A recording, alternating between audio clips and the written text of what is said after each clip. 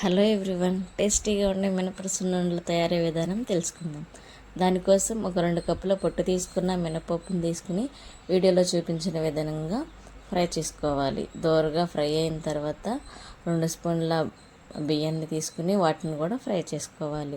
ఇవి చల్లారిన తర్వాత మిక్సీ జార్లోకి తీసుకుని 3 ఇలాచీ వేసుకుని మంచిగా మిక్సీ పట్టుకోవాలి. తర్వాత 1 కప్పు బెల్లం తీసుకుని అది మొత్తం కలుపుకుని మిక్సీ పట్టేసుకోవాలి.